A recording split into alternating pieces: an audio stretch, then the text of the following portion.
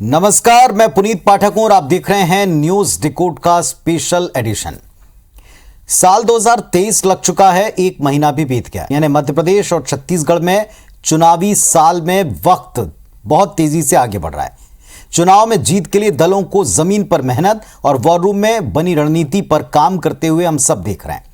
और ऐसे में चुनावी दंगल में हर दिन कोई नया पॉलिटिकल एंगल दिखना कोई नई बात नहीं, पूरी तरह लाजमी है, ठीक है। चुनाव में दलों के लिए मुद्दों के साथ चेहरे बड़े मायने रखते हैं, अहम होते हैं।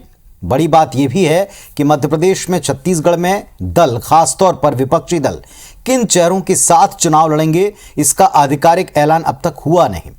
फिर भी यहां चेहरों की जोड़ियों के बीच मुकाबले साफ तौर पर दिखाए जाते हैं। सवाल उन जोड़ियों के बीच पूछे जाते हैं, ऐसा क्यों, किसे लाभ है, ऐसा न करने के क्या नुकसान हो सकते हैं, आखिर इस फेस फिक्सिंग में आप किसे लाभ देखते हैं और क्या इसके मायने, इस विषय को हम आज पूरी तरह डिकोड करेंगे। हमारे साथ एक विशाल और प्रबुद्ध पैनल जुड़ा हुआ है।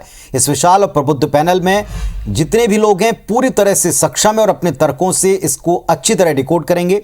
केदार कश्यप जी हैं, भारतीय जनता पार्टी के सीनियर नेता और पूर्व मंत्री, छत्तीसगढ़ से हमारे साथ जुड़े। सुरेंद्र शर्मा जी हैं, कांग्रेस पार्टी के सीनियर नेता। रजनीश अग्रवाल साहब हैं, मध्य प्रदेश में प्रदेश मंत्री हैं, मध्य प्रदेश बीजेपी के। संतोष गौतम साहब हैं, कांग्रेस पार्टी के प्रवक्ता, मध्य प्रदेश से जुड़े हैं। और शंकर पांडे जी हैं, वरिष्ठ पत्रकार। आप सबके साथ में इस विषय को डिकोड करें। इसके पहले एक रिपोर्ट दिखाते हैं, फिर उस पर चर्चा करेंगे। छत्तीसगढ़ में एक तरफ बघेल हैं तो दूसरी तरफ रमन सिंह। मध्य प्रदेश में एक तरफ शिवराज सिंह चौहान हैं तो दूसरी तरफ कमलनाथ। कुर्सी की लड़ाई, पिक्चर क्लियर है भाई। मध्य प्रदेश और छत्तीसगढ़ में साल के आखिरी में विधानसभा चुनाव होने हैं। एक राज्य में बीजेपी की सत्ता है तो दूसरे में कांग्रेस की सरकार है। जनवरी बीत चुकी है और फरवरी की शुरुआत के साथ सियासी दल यात्रा के जरिए चुनावी शंखनाद भी कर चुके हैं। अगले 7-8 महीने में आपको भी आक्रामक होना है। झूठ का पुलंदा ये है कमलनाथ जी, आपका पूरा पुलंदा। किसी को भी जीत से कुछ कम मंजूर नहीं है, लिहाजा एक दूसरे की मोर्चाबंदी करने के लिए सियासी दांवपेच भी खूब चले जा रहे हैं। इसके साथ ही दोनों प्रदेशों में फेस फिक्सिंग का भी खेल शुरू हो गया है। अब ये अनजाने में हो रहा है या सोची समझी रणनीति के तहत, ये बड़ा सवाल है। दरअसल चुनावी दंगल से पहले मध्य प्रदेश, छत्तीसगढ़ में चेहरों पर दांव लगाया जा रहा है। पार्टी भले मौन है, लेकिन विरोधी जरूर अपने बयानों से ऐसा माहौल बना रहे हैं जिससे ये लगे कि मुकाबला उनके बीच ही होना है।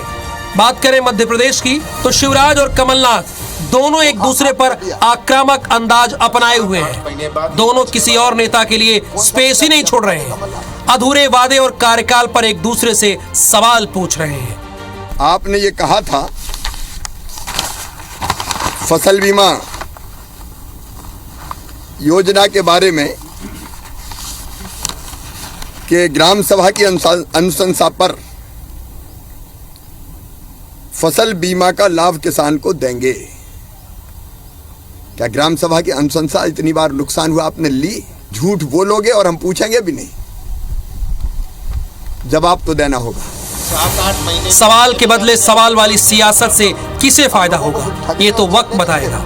मगर शिवराज ये अच्छे से समझते हैं कि कमलनाथ के सामने होने से उनके 1.5 साल के कार्यकाल और नीतियों पर सवाल उठाने में आसानी होगी, जबकि कमलनाथ के लिए शिवराज के नाम को लेकर सीधा हमला बोलना सुविधाजनक होगा। जिस तरह से सरकार गिराई गई है, जनता इससे दुखी है। मध्य प्रदेश भर के कार्यकर्ताओं और नेताओं की सबकी इच्छा है कि माननीय कमलनाथ जी ही मुख्यमंत्री बने और कमलनाथ जी ही 15 महीनों के त्राहिमाम के, कुशासन के, तमाम प्रकार की गड़बड़ी के, तमाम प्रकार के जिस प्रकार की घटनाएं उनके दौरान, उनके शासन के दौरान घटी हैं, उसके कारण रहे हैं, उसके प्रतीक रहे हैं। और इसी तौर पर मुख्यमंत्री आदरणीय शिवराज सिंह चौहान जी कमलनाथ जी को लेकर सवाल भी पूछते हैं। इधर छत्तीसगढ़ में भी चुनाव से पहले चेहरे पर दांव खेला जाने लगा है। कांग्रेस के मुखिया भूपेश बघेल, जो अब तक ये कह रहे थे कि गुजरात फार्मूले की तर्ज पर छत्तीसगढ़ में भी सबका टिकट कटेगा, अब कह रहे हैं रमन के अलावा बीजेपी के पास चेहरा बचा कहां है। बीजेपी की मजबूरी है कि उन्हें सामने रखकर चुनाव लड़े। कोई चेहरा न हो, सामूहिक नेतृत्व में लड़े तो चेहरा कौन सा है? रमन सिंह का। चेहरा कौन सा है? बृजमोहन का चेहरा कौन सा है? अमर अग्रवाल का चेहरा कौन सा है? राजेश मुणत का? यही चेहरे थे जो 2018 में पीट गए, और वो चेहरे फिर सामने रखेंगे। उसके अलावा उनके पास है क्या? तो क्या भूपेश बघेल अपनी पिच पर बीजेपी को खेलने के लिए मजबूर कर रहे हैं? क्या 5 साल बनाम 15 साल की तुलना के लिए रमन सिंह का चुनावी मंच पर होना जरूरी है? छत्तीसगढ़ में भूपेश बघेल का ये मूव कितना स्मार्ट है? क्या अपनी रणनीति के तहत भूपेश बघेल बीजेपी नेतृत्व को दबाव में लाना चाहते हैं? हालांकि मध्य प्रदेश में स्थिति थोड़ी उलट है। यहाँ सीएम का चेहरा बदलने की चर्चा गाहे बगाहे होती रहती है। ऐसे में शिवराज को सामने रखकर कमलनाथ बीजेपी की इस रणनीति का तोड़ निकाल रहे हैं। वहीं दूसरी ओर शिवराज के लिए भी कांग्रेस में किसी और के मुकाबले कमलनाथ से दो हाथ करना आसान है, क्योंकि वो 15 माह के कार्यकाल का आकलन कर सकते हैं। यानी मध्य प्रदेश हो या फिर छत्तीसगढ़, दोनों प्रदेशों में शीर्ष नेता चेहरे का दांव खेल रहे हैं। चुनाव से पहले फेस फिक्सिंग के खेल में ज्यादा किसे फायदा हो, ये बड़ा सवाल। Bureau report, IBC 24। 7-8 महीने बाद ये बचने वाला नहीं है। चलिए, तो इस फेस फिक्सिंग के पूरे खेल को अगर हम डिकोड करना चाहें तो उसमें पूरी तरह सक्षम समर्थ है ये पैनल। क्या इसमें किसी को कोई लाभ है? क्या इसके बिना कोई नुकसान है? क्या ये जानबूझकर हो रहा है, अनायास हो रहा है, या बड़ा ही स्वाभाविक है? इन सब विषयों पर सीधे जुड़ते हैं, बातचीत करते हैं। सुरेंद्र शर्मा जी छत्तीसगढ़ से कांग्रेस के वरिष्ठ नेता हैं, यहां कांग्रेस सरकार चला रही है। शुरुआत आपसे करते हैं। 90 सेकेंड में अपना आप शुरुआती स्टेटमेंट बिना रोक टोक के रखें। क्या यहां अघोषित तौर पर चेहरों की जोड़ी से कोई लाभ हानि आप देखते हैं? जब बीजेपी ने क्लियर ही नहीं किया कि उनका चेहरा कौन होगा, बार बार कहते हैं कि केंद्र के चेहरे होंगे, तो फिर ये चेहरों के बीच लड़ाई क्यों दिखाई जा रही? देखिए, हमारा तो चेहरा एकदम स्पष्ट है, साफ है। हमारा नेतृत्व माननीय और भूपेश बघेल जी की लोकप्रियता आज की तारीख में छत्तीसगढ़ में चल रही। कारण ये है कि पिछले 4 साल में छत्तीसगढ़ की अस्मिता को जो धार दी है, इसके अलावा गांव, गरीब और किसानों को मजबूत करने के लिए जिस तरह काम हुआ है, जिस तरह धान खरीदी हुई, जिस तरह से गोबर की खरीदी हुई है, जिस तरह से भूमिहीन मजदूरों को सहायता पहुंचाने का काम हुआ है, जिस तरह से वनोपज की खरीदी हुई है, आदिवासियों की जमीन वापस की गई है, इन सारे बातों को देखते हुए लगातार हमने जो चुनाव जीता है, चाहे नगर निकाय का चुनाव हो, चाहे ग्राम पंचायत का चुनाव हो, और 5 जो उपचुनाव हुए हैं उसको भी चूंकि कांग्रेस ने जीता है, तो माननीय भूपेश बघेल जी के नेतृत्व में जीता है। और कांग्रेस एकजुट होकर के आज की तारीख में भी उतनी सबलता, उतनी सक्षमता, उतनी एकजुटता के साथ छत्तीसगढ़ की सेवा करने के लिए तत्पर है। अब सवाल ये होता है कि भारतीय जनता पार्टी में लोकसभा में तमाम जितने भी जीते हुए उम्मीदवार हैं उनको बदला, और अगाहे बगाहे चर्चाएं होती है कि जो वर्तमान नेतृत्व है, डॉक्टर रमन सिंह जी के नेतृत्व में जो भारतीय जनता पार्टी का नेतृत्व है, उन्होंने जो 15 साल शासन किया, उसके बाद जिस तरह से छत्तीसगढ़ की जनता ने उनको जिस तरह से नकारा और 14 सीट पर समेट कर रख दिया, इससे ये अपने आप में परिलक्षित होता है कि ये चेहरे छत्तीसगढ़ में माननीय भूपेश बघेल जी के सामने मुकाबले की स्थिति में नहीं है। तो भारतीय जनता पार्टी के सामने निश्चित रूप से नेतृत्व की समस्या है। चलिए, आपने अपनी बात रखी, 90 सेकंड में विस्तार में जाएंगे डिकोड करने के लिए, लेकिन फिलहाल केदार कश्यप जी, पूर्व मंत्री, भारतीय जनता पार्टी के सीनियर नेता, छत्तीसगढ़ से जुड़े हुए। केदार जी, बीजेपी ने डिक्लेयर नहीं किया, लेकिन वर्सेस लड़ाई रमन वर्सेस मुख्यमंत्री भूपेश बघेल ही क्यों दिखाई पड़ रही? क्या इसमें कोई लाभ या हानि आप पाते?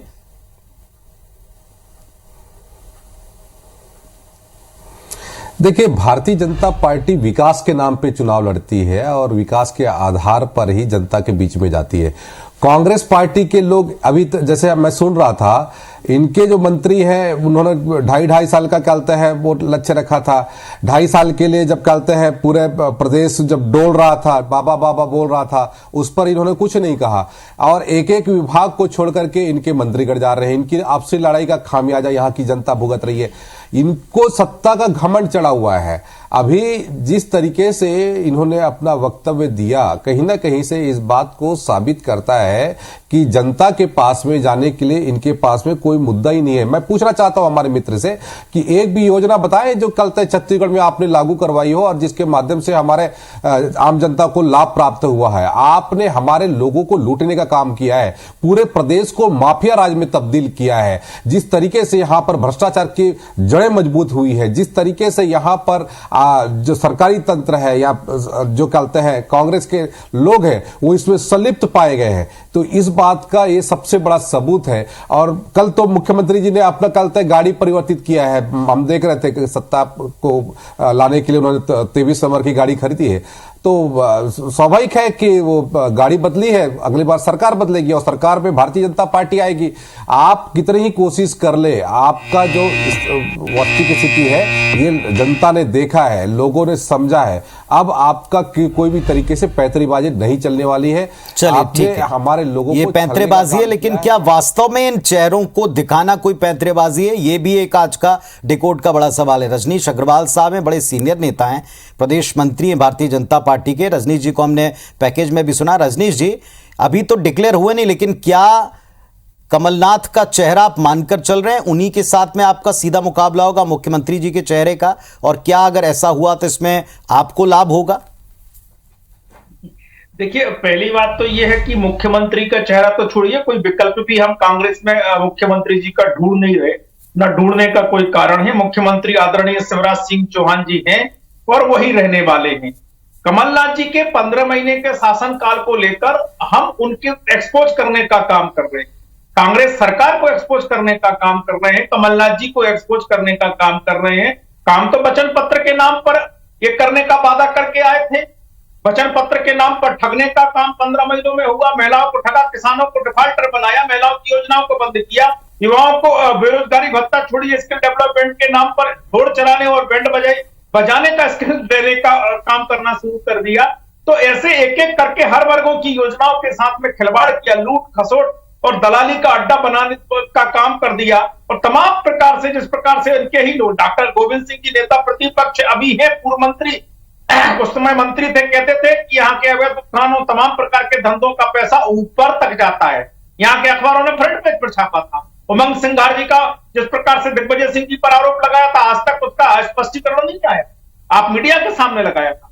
तो हम तो कमलनाथ सरकार को घेरेंगे, कमलनाथ जी के मुख्यमंत्री के नेतृत्व के नाते घेरेंगे। पहले दिग्विजय सिंह जी के जो कार्यकाल रहा 10 साल, बंटाढार रिटर्न्स हुआ 15 महीने, त्राहिमाम हुआ मध्य प्रदेश में, तो हम बताएंगे। और सवाल के रूप में मुख्यमंत्री शिवराज सिंह चौहान जी एक्सपोज करने का काम कर रहे हैं कि मध्य प्रदेश की जनता को भटकाने भरमाने का काम करने के लिए कमलनाथ जी लगातार जुटे हुए, हम ऐसा होने नहीं देंगे। कौन बनेगा कौन नहीं बनेगा, अभी एक चैनल में बैठे, ठीक बात है, ठीक बात है, आपने अपनी बात रखी। वापस अब विस्तार में आपके पास आऊंगा। संतोष गौतम साहब, सीधी टक्कर की जब बारी आए तो फिर क्षत्रप आमने सामने होना तय है और होना भी चाहिए, लेकिन पार्टियों ने अभी तक, खासतौर से जो विपक्ष में बैठे दल हैं, उन्होंने तो क्लियर किया नहीं। क्या कमलनाथ जी के नेतृत्व में चुनाव लड़ा जाएगा? अगर ऐसा होगा तो जो सवाल जवाब का सिलसिला है उससे कांग्रेस को कहीं नुकसान तो नहीं रहा? वो कह रहे हैं आपकी सरकार को जो रही थी उसको वो एक्सपोज करते हुए सवाल पूछ रहे हैं। देखिए, मैं तो स्पष्ट कर देना चाहता हूं कि माननीय कमलनाथ जी के जो 15 महीने का कार्यकाल था वो शिवराज सिंह के 18 वर्षों के कार्यकाल पर भारी है।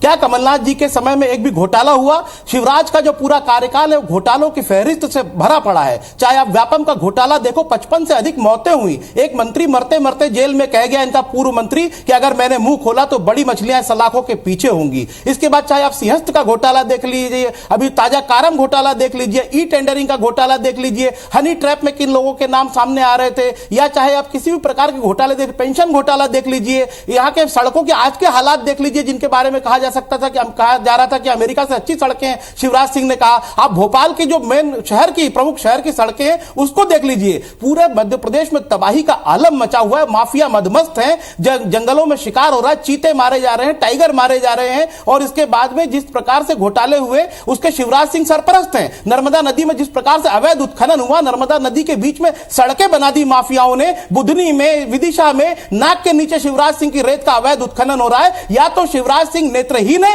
या भ्रष्ट है, मेरा सीधा आरोप है। अगर उनको नहीं दिख रहा है तो अयोग्य है या नेत्रहीन है, और नहीं तो शिवराज सिंह जैसे भ्रष्ट मुख्यमंत्री को इस प्रदेश में रहने का कोई अधिकार नहीं है। 2018 में जनता उनको उखाड़कर फेंक चुकी थी, और अन्य कारणों से यदि वो सत्ता में आ गए हैं तो इस मद में न रहे, ये मदांध बनकर न रहे कि फिर से सत्ता उन्हीं की आने वाली है। जनता ने उनको उखाड़कर फेंक दिया था। लेकिन जिस प्रकार से ये अमित शाह का जो फार्मूला है, मोर्चा का जो फार्मूला जो कर्नाटक में, चलिए ठीक है, आपने बहुत सारे विषय इसमें जोड़ दिए संतोष गौतम साहब। हम फेसेस की बात कर रहे थे, फेस के वर्सेस की बात कर रहे थे। चलिए आप अपनी बात और विस्तार से रखिएगा। शंकर पांडे साहब में वरिष्ठ पत्रकार हैं, मध्य प्रदेश छत्तीसगढ़ दोनों की सियासत पर बारीक पकड़ वो रखते हैं।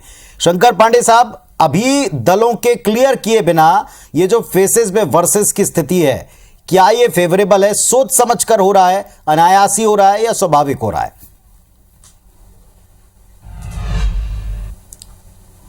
देखिए, जहां तक मध्य प्रदेश का सवाल है, वहां तो ये करीब करीब अभी तक स्थिति में तय माना जा रहा है कि शिवराज सिंह वर्सेस कमलनाथ के बीच ही वहां मुकाबला होना है।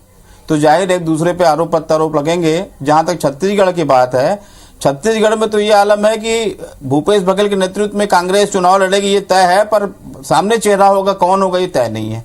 और मुझे तो ऐसा लगता है, जो अभी तक स्थिति बनी हुई है, कि मुझे लगता है कि भूपेश बघेल के सामने में नरेंद्र मोदी का चेहरा सामने आएगा, और नरेंद्र मोदी के चेहरा लेके ही भारतीय जनता पार्टी छत्तीसगढ़ में चुनाव लड़ेगी। जहां तक आरोप प्रत्यारोप को सवाल है, तो ये तय है कि छत्तीसगढ़ में 15 साल की सरकार थी रमन सिंह की, और उसके बाद अभी 4 साल की सरकार भूपेश की हो गई। तो अगला चुनाव रमन सिंह की 15 साल बनाम भूपेश बघेल की 5 साल की सरकार, उसमें उनके रमन सिंह के समय के हुए विकास कार्य और भूपेश बघेल के समय जो छत्तीसगढ़ की अस्मिता, किसान, बोनस, आदिवासी हित, इन सब को लेके माहौल बनेगा। पर एक बात जरूर मैं बहुत सालों बाद ये देख रहा हूँ, कुछ सालों से ये मैं देख रहा हूँ कि पहले सरकारों पे आरोप लगते थे कि इनकी सरकार, उनकी सरकार, पिछली सरकार, पर आजकल जिस तरह से व्यक्तिगत आरोप लगाए जा रहे हैं, एक मुख्यमंत्री दूसरे पूर्व मुख्यमंत्री पर आरोप लगा रहा है, ये जो है ये स्वस्थ परंपरा नहीं है। सरकार पे आरोप लग सकते हैं, पर किसी पे व्यक्तिगत आरोप लगाना मैं समझता हूं कि ये अच्छी, लोकतंत्र के लिए अच्छी पहल तो नहीं मानी जा सकती। चलिए, जो बात आप महसूस कर रहे हैं यही आज का, इसी को हम आज की भाषा में थोड़ा फिक्सिंग भी करार दे रहे हैं कि यहाँ जो सत्ता में बैठे दल हैं वो अपनी तरफ से फेज फिक्स करके बता रहे हैं कि हाँ ये चेहरे होंगे और इनके साथ में हमारा मुकाबला, क्या ये सूटेबल स्थिति है, इसी पर हम बातचीत करें। सुरेंद्र शर्मा जी, यहां बीजेपी बार बार कहती है, बीजेपी संगठन बार बार कहता है हमारा चेहरा केंद्रीय नेतृत्व होगा, लेकिन सवाल बार बार रमन सिंह जी पर उठता है, पूछा उनसे जाता है, क्या फेवरेबल कंडीशन है इस वजह से रमन सिंह जी को यहां रखा जा रहा है, या उनके रहने से बीजेपी को ज्यादा नुकसान होगा इसीलिए इस बात को उठाया जाता है? देखिए पाठक, ये एक बहुत गंभीर विषय है पार्टी के लिए कि जिनका एक मुख्यमंत्री 15 साल तक शासन में रहा हो और उसको अगर भारतीय जनता पार्टी स्वयं ही छुपाना चाहती हो, उसका चेहरा सामने नहीं करना चाहती, इसका मतलब क्या होता है? इसका मतलब ये होता है कि 15 साल में उन्होंने जो काम किया, उन्होंने भारतीय जनता पार्टी को छत्तीसगढ़ में किसी के लायक नहीं रखा है। तो ये दरअसल में गंभीर प्रश्न तो भारतीय जनता पार्टी के लिए है कि ये 15 साल तक जो उन्होंने शासन किया और बड़े बड़े नामवर हुआ करते थे, तो वो उनको छुपाने की जरूरत क्या है? मोदी का चेहरा सामने लाने की जरूरत क्या है? क्यों नहीं डॉक्टर रमन सिंह पर विश्वास करती भारतीय जनता पार्टी? उनके पास जैसे कि कहा कि गिने चुने तो चंद चेहरे हैं, और उन चंद चेहरों को भी अगर वो पीछे कर देंगे तो क्या 6 महीने में कोई नया नेतृत्व डेवलप कर लेंगे? भारतीय जनता पार्टी आज की तारीख में माननीय भूपेश बघेल जी ने, केदार जी आप इस बात का उत्तर दे सकते हैं, 15 साल तक सरकार जिस चेहरे के साथ में चली, 15 साल तक जो विकास पुरुष बनकर सामने रहे, पार्टी के जो सबसे बड़े अनडाउटेड नेता आप ही के द्वारा बताते रहे, बीजेपी के द्वारा बताए जाते रहे, अब उनका नाम लेने में क्या दिक्कत है?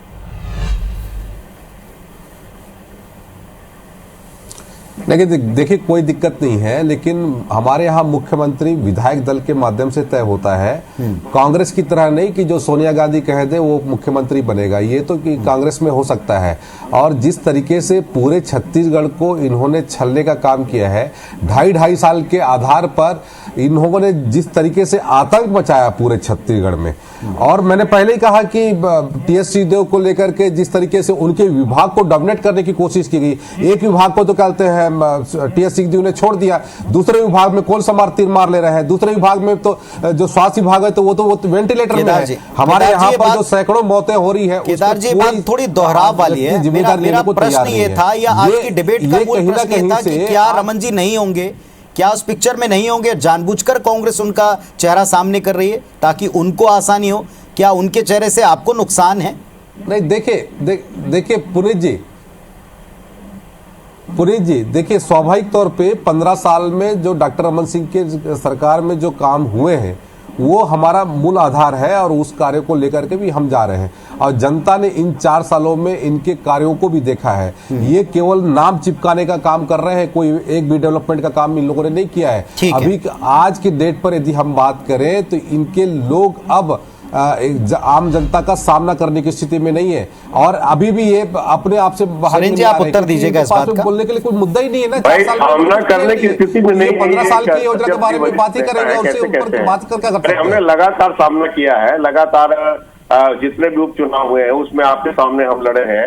आप बताइए ना मेरे को, आप एक भी योजना बताइए। अरे एक भी योजना बताइए, एक भी योजना बताइए, एक भी कार्यक्रम बताइए। अरे आपने हमारे यहाँ के लोगों का 1.5 लाख करोड़ हमने किसानों को दिए हैं। आज प्रधानमंत्री आवास जो देश के प्रधानमंत्री मोदी जी दे रहे हैं, उसको रोकने का काम आपने किया है। आपने जो देश के प्रधानमंत्री जो गरीब कल्याण योजना के तहत में 5 किलो चावल दे रहे हैं, उसको खाने का काम किया है। आप बात करते हैं, आप हमारे यहाँ के लोगों का लूटने का गोबर की खरीदी हमने की। और दरअसल में आपको सुरेंद्र जी एक बात का सीधा उत्तर दीजिएगा। सुरेंद्र जी बात कर रहे हैं आज के विषय पर ही मैं स्टिक रहना चाहता हूँ। ये सारे मुद्दों पर हम प्रतिदिन डिबेट करते हैं केदार जी, इस पर हम डिबेट करते हैं और लगातार करते हैं, और आप ही लोग आते हैं और अपने पक्ष भी रखते हैं, जमकर एक दूसरे को घेरते भी हैं। सुरेंद्र जी अब एक सीधा सवाल आपसे भी, जब बीजेपी बार बार कह रही है, खुलकर कह रही है कि हमारा केंद्रीय नेतृत्व सामने होगा, तो क्या कांग्रेस के लिए सुविधाजनक है? इसलिए वो रमन सिंह को टारगेट करते हुए उनके चेहरे के आधार पर सवाल भी बनाते हैं और उनके चेहरों पर ही सीधा कटाक्ष करते हुए ये कहते हैं कि वो नहीं तो कौन होगा, जबकि बीजेपी कह रही है हमारा अभी कोई चेहरा तय ही नहीं है। नहीं, हम तो कह रहे हैं हमारे लिए तो सुविधाजनक है। दरअसल में चेहरा कौन होगा उससे हमको कोई परेशानी नहीं है। हमने जो 4 साल में काम किया है और छत्तीसगढ़ की अस्मिता को जिस तरह से हमने जगाया है, उसके बाद हमको कोई परेशानी नहीं है। और ये कहते हैं ना कि जनता का सामना करने की हिम्मत नहीं है, तो जनता का सामना कैसे किया जाता है पाठक जी? लगातार चुनाव में हम गए हैं, 4 साल में जितने भी चुनाव हुआ है वो हम सब हमने जीता है। दरअसल में समस्या भारतीय जनता पार्टी के सामने है, हमारे सामने कोई समस्या नहीं है। वो डॉक्टर रमन सिंह को आगे रखे तो कोई दिक्कत नहीं, मोदी जी को आगे करेंगे तो और बहुत अच्छी बात है। पेट्रोल के दाम बढ़ते हुए दाम, अभी अडानी का भी मामला आ गया, ठीक है, और दुनिया भर की जो समस्या है ये सवाल लेकर मैं जरा थोड़ा मध्य प्रदेश पे चलूंगा। रजनीश जी ने अपनी बात रखी थी, वाली बात नहीं, रजनीश जी ने भी अपनी बात ओपनिंग रखी थी और कहा था सवाल इसलिए पूछे क्योंकि 15 महीने सरकार का चेहरा आप थे। क्या रजनीश जी ये भारतीय जनता पार्टी के लिए बेहतर होगा कि वहां आप कमलनाथ जी के ऊपर सीधे तौर पर घेरें, या ये कमलनाथ जी जबकि बार बार कहा जाता है कि यहाँ चेहरा कोई भी हो सकता, एक से बढ़कर एक समर्थ नेता है, इसके बावजूद कमलनाथ ही क्यों? देखिए, पहली बात तो मैं एक रिक्वेस्ट करना चाहता हूं कि जो भाषा कांग्रेस के द्वारा आई है वो भाषा मुख्यमंत्री शिवराज सिंह चौहान जी के लिए स्वीकार नहीं होगी। मैंने आपसे पहले भी आपत्ति उठाई थी, आपने अनसुनी कर दी। हम ये नहीं कर सकते, हम डिबेट से प्रस्थान कर जाएंगे, लेकिन इस प्रकार की भाषा ना मैं बोलता हूं ना मैं स्वीकार कर सकता जी। ये नुक्कड़ छाप डिबेट तो हम कर नहीं रहे हैं। जो प्रश्न आपका है वो प्रश्न को लेकर मैंने पहले भी कहा कि 15 महीनों का नेतृत्व कर रहे थे, इसलिए उस समय जो जिस प्रकार का कुशासन, जिस प्रकार के त्राहिमाम, जिस प्रकार का हाहाकार मचा था मध्य प्रदेश में, उसको लेकर हम सवाल पूछ रहे हैं और जो आप भरमाने की कोशिश कर रहे हैं, इसलिए हम आपको एक्सपोज कर रहे हैं। वचन पत्र के नाम पर आप लोगों को यहाँ लगातार भटकाने भरमाने का प्रयास कर रहे हैं। बाकी नेतृत्व कौन होगा ये कांग्रेस को तय करना है। कांग्रेस के सामने संकट है। कांग्रेस के जो चिंटू पप्पू बबलू कमलनाथ जी के हैं, वो कमलनाथ जी कोई संकट की स्थिति है संतोष गौतम साहब, और एक रिक्वेस्ट करते हुए करता हूं कि आप सभी लोग हमारे लिए बहुत ही प्रबुद्ध हैं, बहुत सीनियर हैं, तजुर्बा रखते हैं। आप सबसे भाषाई तौर के ऊपर हम कोई ऐसी उम्मीद नहीं करते कि आप पर्सनल कटाक्ष करें या बिलो द बेल्ट आप कोई बात करें। ये बात आप सभी जानते हैं, वर्षों से आप IVS 24 की डिबेट पे बैठते आए। जी संतोष गौतम साहब, बात रखें अपनी।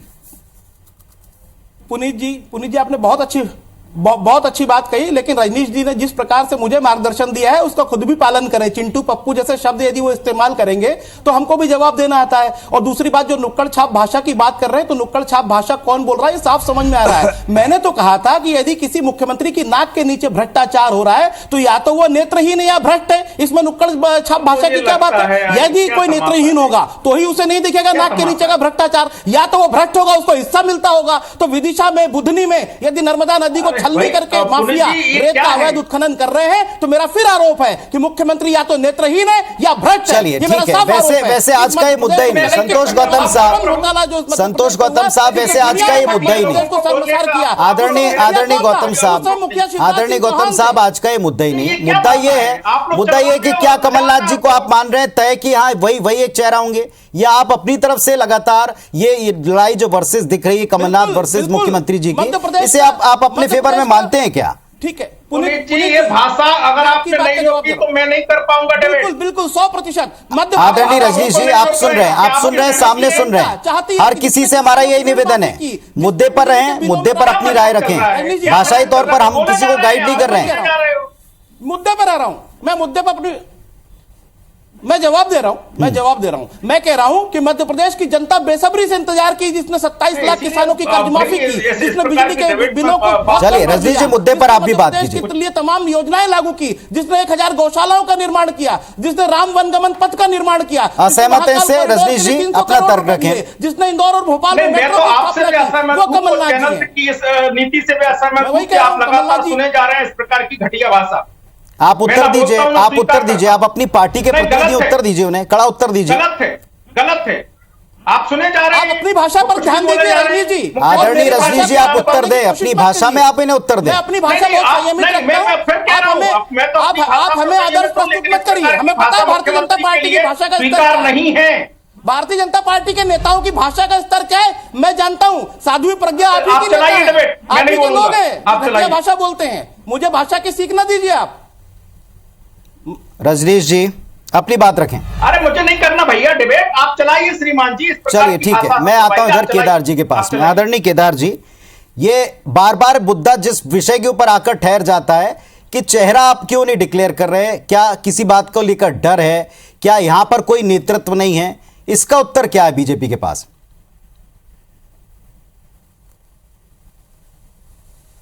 नहीं देखिए पुनीत जी, इसमें कोई डर वाली बात ही नहीं है। भारतीय जनता पार्टी ने 15 साल सरकार में रही है और कांग्रेस के पास में वर्तमान में कोई मुद्दा नहीं है। वो 15 साल के कार्यों को ही उल्लेख कर रही है। 4 साल के एक भी योजना बताए ना, एक भी कार्यक्रम बताए?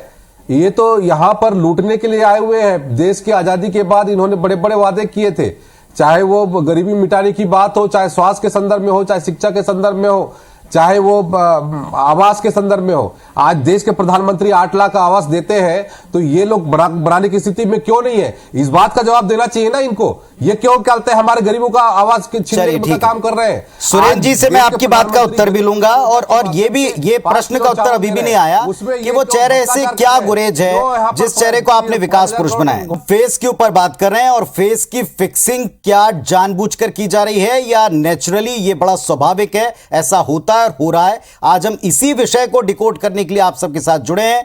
आदरणीय संतोष गौतम जी, उनको मैं एक बार फिर ये याद दिलाता हूं कि हम उन सारे विषयों पर डिबेट करते रहे जो आप बार बार इस डिबेट में लाने की कोशिश कर रहे हैं।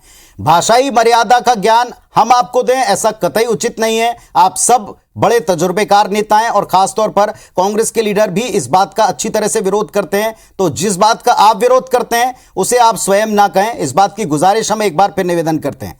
आदरणीय रजनीश जी से अब मैं चर्चा की शुरुआत करूंगा। रजनीश जी, हम किसी भी अमर्यादित शब्दों को कतई कोई यहां प्रश्रय नहीं दे रहे, और आपके हर एक तर्क का बड़ा ही हमको मान रहता है, इसीलिए हम आपको लगातार आदर के साथ बुलाते हैं।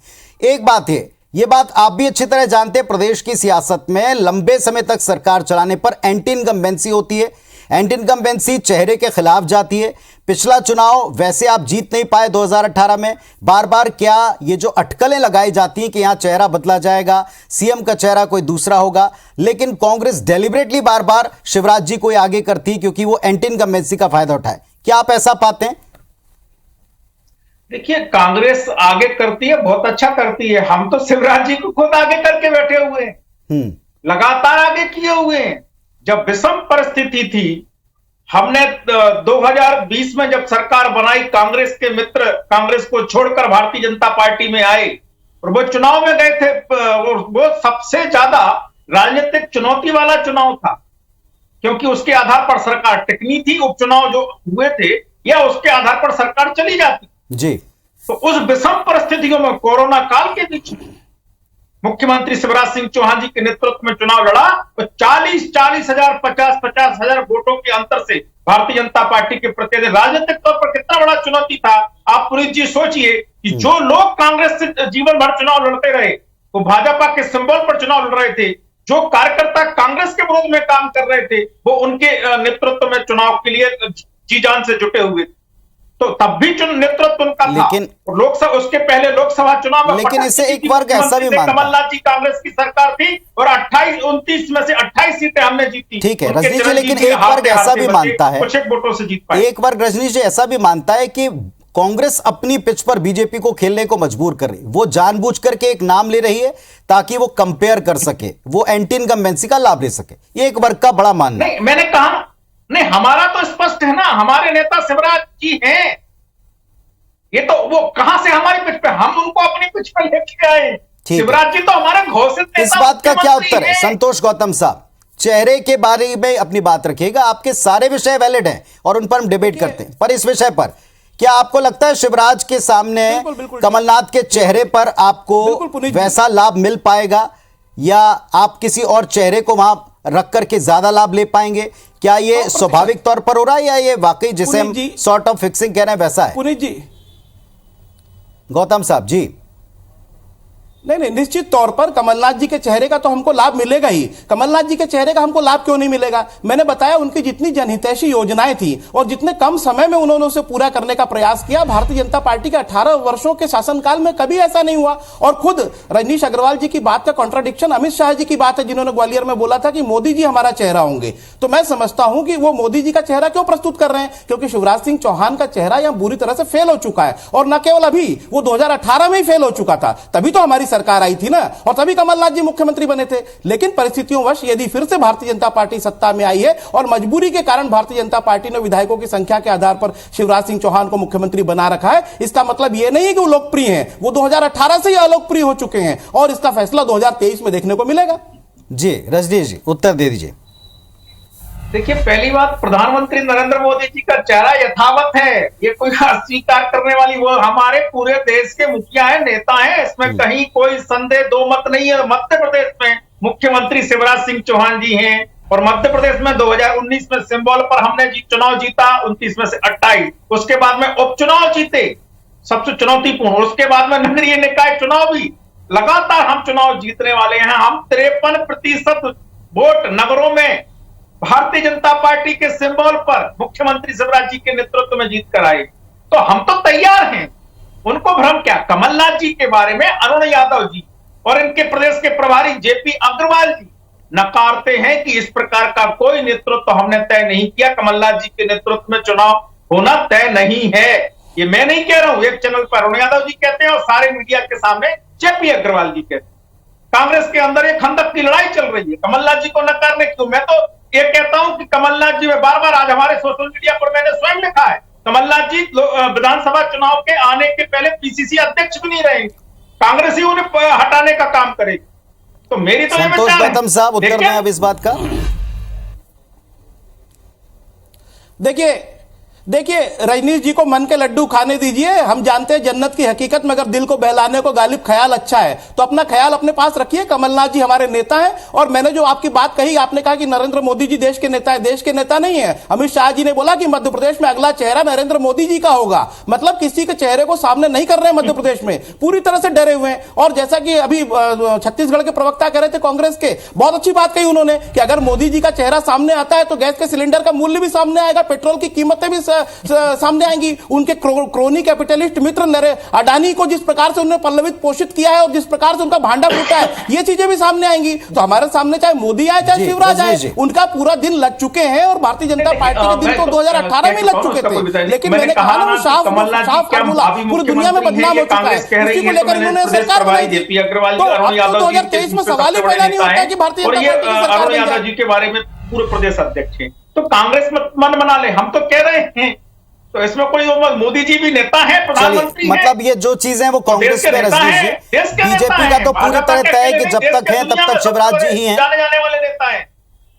आदरणीय रजनी जी, कंफ्यूजन है तो कांग्रेस में ही है, बाकी तो बीजेपी में एकदम तय है, क्लियर है कि शिवराज जी ही हैं। क्लियरिटी है, कांग्रेस का कंफ्यूजन में भाजपा नहीं। पुनीत जी, ये कंफ्यूजन कांग्रेस में कैसे है? ये कांग्रेस में कैसे? चलिए, शंकर जी हमारे साथ में।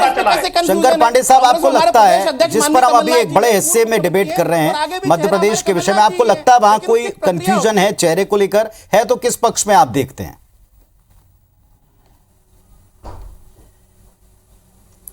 नहीं, देखिए, जहां तक मध्य प्रदेश सवाल है तो ये तो अभी तक की स्थिति में, आज तक की स्थिति में तो यही है कि शिवराज सिंह जी के नेतृत्व में चुनाव होंगे। पर भाजपा ने जो पिछले कुछ राज्यों में पहले ही वो उन्होंने प्रयोग किया है कि इन मौके में सीएम को हटा के दूसरा चेहरा ले आए, तो इसलिए अभी ये कुछ नहीं कहा जाता। राजनीति में तो ऐसा है कि कोई भविष्यवाणी हो ही नहीं सकती उस समय तत्काल स्थिति क्या होती है। जहां तक स्थिति कमलनाथ साहब की, तो मुझे लग रहा है कि कमलनाथ जी को तो उनके नेतृत्व में ही कांग्रेस वहां पर चुनाव लड़ेगी, ऐसा मुझे लग रहा है। नहीं, लेकिन ये जो एक दूसरे पक्ष के ऊपर आरोप है कि साहब हमारे यहाँ एकदम क्रिस्टल क्लैरिटी है, लेकिन वहां सामने वाले पक्ष में सिर फुटा हुआ है, तो वहां अंदरूनी प्रतिस्पर्धाएं होना, ये तो कोई नई बात नहीं। लंबा तजुर्बा आपका भी, आप देख रहे हैं, हम भी इतने सालों से देख रहे हैं कि एक ही पार्टी में कई कई क्षत्रप होते हैं और उनके बीच में इस तरीके की चीजें हैं, और सबको अधिकार भी है लोकतंत्र पे बात कहने का। लेकिन क्या आला कमान का इस पर मौन होना, या पार्टियों का मौन होना और खुद से वर्सेस चेहरे चलाना, इसे आप कैसे देखते हैं? नहीं साहब, अभी तो चुनाव को कुछ महीने बचे हैं। अभी आप देखिए कि नर्मदा का पानी कितना बहेगा, खारून का पानी कितना कहाँ बहेगा। अभी तो अपन इसे वेट एंड सी, यही अपन कह सकते हैं। क्योंकि जिस ढंग से आरोप प्रत्यारोप जो दौर चल रहा है, मुझे बड़ा ये लगता है कि ये इस कुछ सालों की जो राजनीति है, मैं आपको एक पुराने लेने चलना चलूं कि सीपीएन बरार के समय में राजधानी थी नागपुर, नेता प्रतिपक्ष थे ठाकुर प्यारेलाल सिंह और रविशंकर शुक्ला मुख्यमंत्री हुआ करते थे। दोनों एक ट्रेन से, एक बोगी से जाते थे और वहां पर भले विरोध करते थे, बाद में उसी ट्रेन से, एक बोगी से दोनों वापस आ जाया करते थे।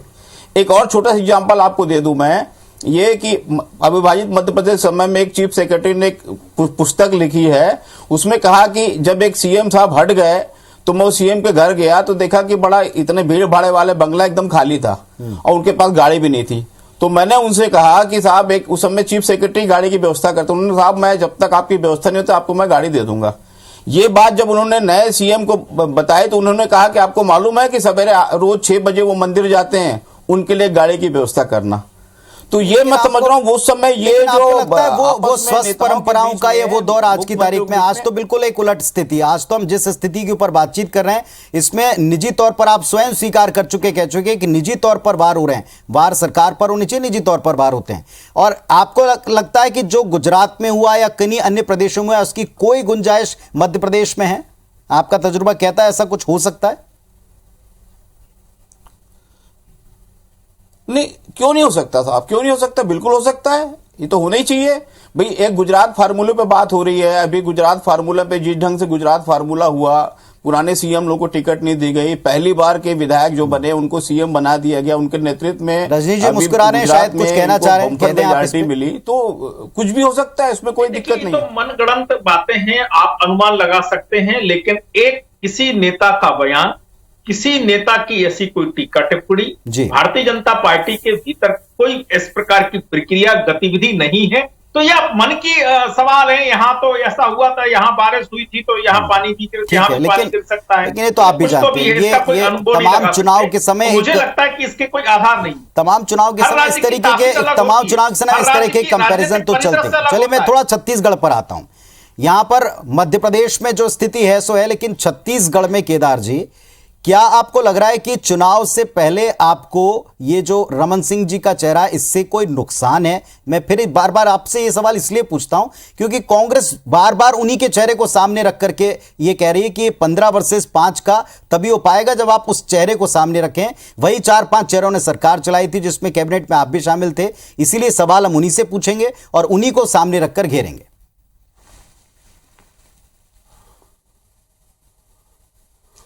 देखिए पुनीत जी, 15 साल भारतीय जनता पार्टी की सरकार रही, डॉक्टर रमन सिंह जी मुख्यमंत्री रहे हैं और निश्चित तौर पे जो डेवलपमेंट 15 साल में हुए हैं, इन 4 वर्षों में उसका 1% इन लोगों ने काम नहीं किया है।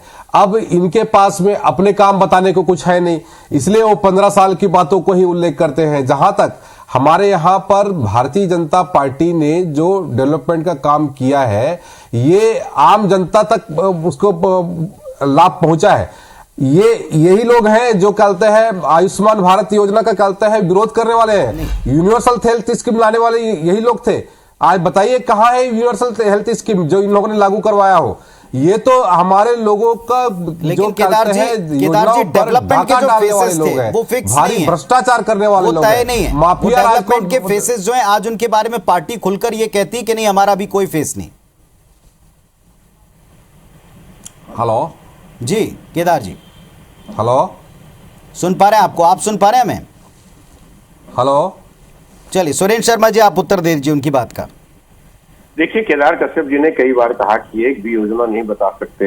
हेलो, मैं आपको योजनाओं की गिनती बता रहा हूँ। राजीव गांधी न्याय योजना के अंतर्गत 23,95,000 किसानों को इसी साल 9,000 रुपए प्रति एकड़ देने का काम सरकार ने किया है। और गोधन न्याय योजना के अंतर्गत जो गोबर खरीदी हुई 300 करोड़ से ऊपर की राशि जो मैं आपको भी माफ कीजिएगा, बीच में रोक रहा हूं। मैं बार बार अपने विषय पर इसलिए लौट कर आता हूं क्योंकि ऐसा कोई विषय नहीं है जो आप लोग यहां उठा रहे हैं जिस पर आप ही सब लोग मिलकर चर्चा नहीं करते हैं। मेरा एक सवाल ये है, जैसे बीजेपी के लिए सवाल है कि उनके पास में अभी वो चेहरा जिनको विकास पुरुष बताते हैं उसको पार्टी के वरिष्ठ नेता अभी कह रहे हैं कि नहीं हमने कोई तय नहीं किया, हमारा केंद्रीय नेतृत्व है। जब वो कह रहे हैं बार बार कि हमारा केंद्रीय नेतृत्व कोई चेहरा नहीं है, तो फिर घेर उन्हीं चेहरों को क्यों जा रहा है जो पार्टी जिनको खारिज करती? क्या ये सुविधाजनक है, कांग्रेस के हक में है, इसीलिए आप ऐसा कर रहे हैं?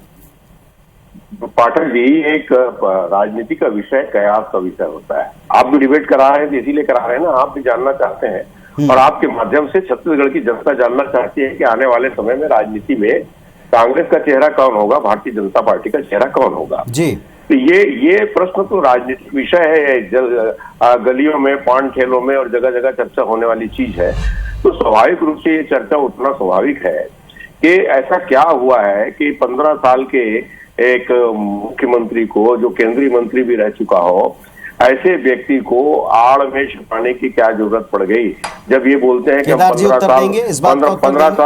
साल बनाम 4 साल की बात करते हैं, तो 15 साल में जो काम किया है देखिए पुनीत जी, रखना चाहिए, क्यों नहीं रखना चाहते? हमने कभी चेहरा बता करके चुनाव नहीं लड़ा, चेहरा बता करके इन कांग्रेसियों ने चुनाव लड़ा है, चाहे वो टीएस सिंहदेव का हो, चाहे वो ताम्रध्वज साहू का हो, चाहे हमारे ट्राइबल नेताओं का बात हो। आप लोगों ने चेहरा बता कर लड़ा है, आपको जवाब देना पड़ेगा।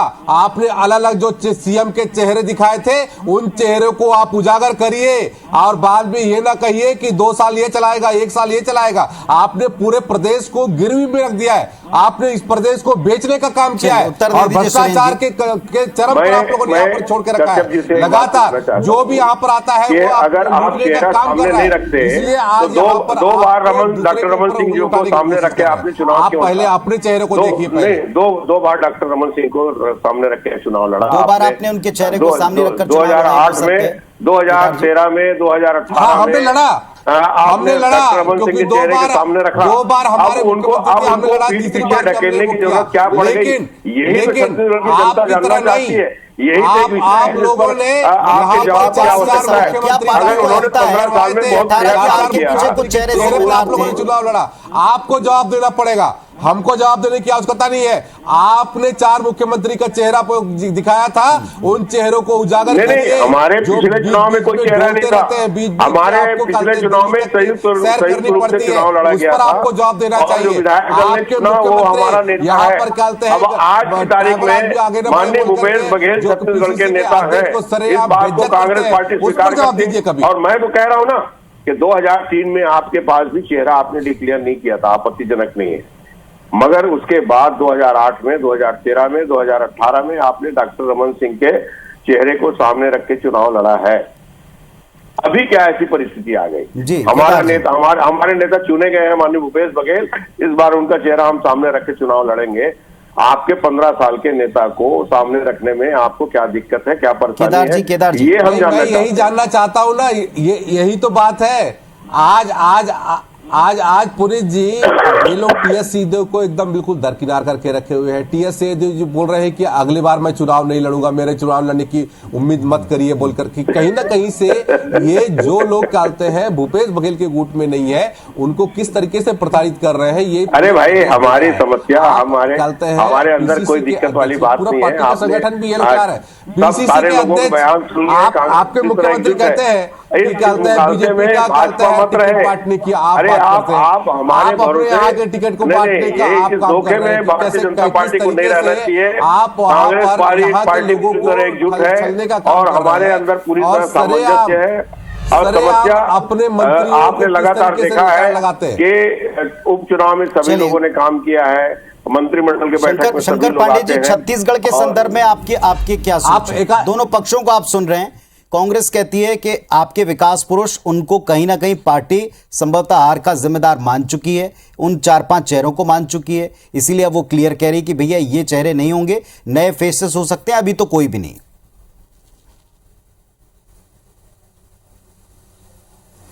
नहीं, छत्तीसगढ़ में हाल ही में जैसे प्रदेश अध्यक्ष और नेता प्रतिपक्ष का बदला गया, इन बड़े चेहरों के रहने के बाद जो बदला गया, जाहिर है कि वो तो उनको महत्व, पुराने चेहरों को महत्व दे नहीं रहे हैं। दूसरी बात है कि इनकी पूर्व प्रभारी जो थी, उन्होंने स्पष्ट कहा था कि यहाँ पर कोई चेहरा नहीं होगा, अभी चेहरा तय नहीं हुआ है। और मैं बार बार कह रहा हूं, मैं फिर आपको स्पष्ट कर दूं कि मुझे आज तक की स्थिति में लग रहा है कि ये यहाँ भूपेश बघेल वर्सेस नरेंद्र मोदी, यही चुनाव में होंगे, यही चेहरे होंगे। कोई चेहरा सामने आएगा लगता नहीं मेरा, क्योंकि ज्यादा समय बचा भी नहीं है। अगर पुराने चेहरों को नहीं लाया, कोई नया चेहरे को प्रकट करके अचानक सामने लाके उसके नेतृत्व में अगर चुनाव कराएंगे तो वो भी मैं समझता हूँ भाजपा के लिए ज्यादा अच्छा नहीं होगा। चलिए, अब सीधे तौर पर क्लोजिंग कमेंट ही लेता हूं जो आपका डिकोड होगा इस विषय के ऊपर। क्या फेसेस को लेकर, सुरेंद्र शर्मा जी आपसे शुरुआत कर रहा हूं, 20 सेकंड बड़ा लिमिटेड वक्त है, अपनी बात आप रखिएगा क्लैरिटी से। आप किन 2 चेहरों के बीच में पार्टियों की मुख्य जंग देखते हैं और क्यों? बहुत संक्षेप में बताएं। मुझको तो लगता है हमारी तरफ से माननीय भूपेश बघेल तय है और भारतीय जनता पार्टी का चेहरा तय नहीं है। और ये हो सकता है कि माननीय नरेंद्र मोदी जी को ही सामने रख के चुनाव लड़े, और वो हमारे लिए अच्छा ही होगा, क्योंकि पेट्रोल पंप में उनका मुस्कुराता हुआ चेहरा और 100 रुपये लीटर का पेट्रोल हमारे लिए बहुत, उज्ज्वला में जो समस्या है 1200 रुपया। ठीक है, वक्त इतना ही था, इतना ही वक्त मैं सभी को दे पाऊंगा। केदार जी, आप अपनी बात रखें। क्या रमन जी के चेहरे से बीजेपी को नुकसान देख करके बार बार कांग्रेस उनका चेहरा सामने कर रही है, और क्या कोई चेहरा न होना आपके लिए नुकसानदायक होगा? देखिए, भारतीय जनता पार्टी ने कोई अपराध नहीं किया है और हमारे कोई भी चेहरा किसी को, हमारी पार्टी को नुकसान नहीं कर रहा है। नुकसान कौन से पार्टी को ज्यादा हो रहा है, ये तो आप पूरा देश भर में आप लोग देख रहे हैं और पूरा देश देख रहा है। जहां तक हम लड़ेंगे तो चुनाव हम विकास के मुद्दे पे लड़ेंगे, और भ्रष्टाचार जिस तरीके से कांग्रेस ने चरम पर यहां पर छत्तीसगढ़ में पहुंचाया है, उस मुद्दे पर लड़ेंगे। बारी रजनीश जी की। रजनीश जी, फाइनल आप इस विषय को डिकोड करें, फेसेस को लेकर। क्या यही 2 फेसेस हैं जिनके बीच में चुनाव होने जा रहा है 23 का? भारतीय जनता पार्टी की ओर से मुख्यमंत्री शिवराज सिंह चौहान जी स्पष्ट हैं, सीधे हैं, सपाट हैं, सबके सामने हैं, जनता के बीच में है। कंफ्यूजन कांग्रेस में है, और वो कंफ्यूजन भाजपा की ओर से नहीं, कंफ्यूजन में जेपी अग्रवाल जी की ओर से, अरुण यादव जी की ओर से मीडिया को बताया जा चुका है। दाएं बाएं करने की आवश्यकता नहीं है, कांग्रेस ने नकार दिया है। मुख्यमंत्री जिसे कह के घूमते हैं, तो वो तो वहां कंफ्यूजन है। भाजपा क्या कोई कंफ्यूजन की स्थिति है संतोष गौतम साहब कांग्रेस पार्टी में? या कांग्रेस पार्टी भी क्लियर है, जैसा खुलकर यहाँ रजनीश जी बोल रहे हैं, या परिवर्तन की कोई गुंजाइश आप देखते हैं? बिल्कुल बिल्कुल, मैं सवाल ही पैदा नहीं होता। मध्य प्रदेश में कमलनाथ जी हमारा चेहरा है, और जहां तक रजनीश अग्रवाल जी ने शिवराज जी को चेहरा बताया, उसको नकार चुके हैं अमित शाह जी ग्वालियर में। उन्होंने कह दिया कि यहां पर कोई चेहरा नहीं होगा, चेहरा नरेंद्र मोदी होंगे। तो चाहे अडानी के फर्जी गुब्बारा फुलाने वाले मोदी जी का चेहरा हो, चाहे यहां व्यापम का तांडव मचाने वाले शिवराज का चेहरा हो, दोनों ही चेहरे कांग्रेस के लिए बेहद फायदेमंद होंगे, और कमलनाथ जी का जनितैषी चेहरा यहां अगली सरकार बनाएगा। चलिए, चेहरों की पॉलिटिक्स पे शंकर पांडे साहब, दोनों राज्यों में कौन सा दल आपको लगता है कि ठीक स्थिति में है?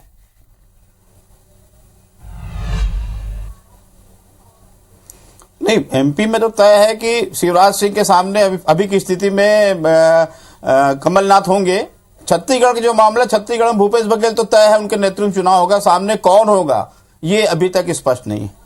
एक बात तो पूरी तरह तय है, जो आप सब ने इस विषय के ऊपर जो बात रखी, थोड़ी दाएं बाएं चीजें जरूर गई, लेकिन सब लोगों ने एक बात के ऊपर तय किया, मुख्यमंत्री दोनों पक्षों की तरफ से सत्तारूढ़ दल में एक चेहरे होते हैं, और इसमें एक रस्म भी है और एक अनकहा एक तरीके से पब्लिक के सामने एक स्टेटमेंट भी है कि ये हमारे चेहरे। लेकिन सामने जिस चेहरे को बार बार वर्सेस के तौर पर पेश किया जाता है, क्या वहां कोई कंफ्यूजन है, या एंड वक्त पर कोई परिवर्तन की परंपरा दिखाई पड़ेगी दोनों स्टेट में, और इसकी कितनी गुंजाइश है, ये दल, राजनीतिक दल और खासतौर पर सत्तासीन दल अच्छी तरह से समझेंगे। लेकिन फिलहाल ये तय है कि चेहरों की लड़ाई में, और जैसा हमने शुरू में कहा था कि हर दिन सियासी जंग में नए पैतरे आएंगे, आने भी चाहिए, लेकिन मुद्दा हो जनता और उसका विकास। चाहे चेहरा जो भी हो, अब वो चेहरा विकास पुरुष के तौर पर है या फिर पार्टी के लिए कोई नुकसान के चेहरे के तौर पर, ये पार्टियां ही तय करेंगी। बहुत शुक्रिया आप सबका इस डिकोड में अपनी बात में रख करके इस विषय को डिकोड करने के लिए। धन्यवाद।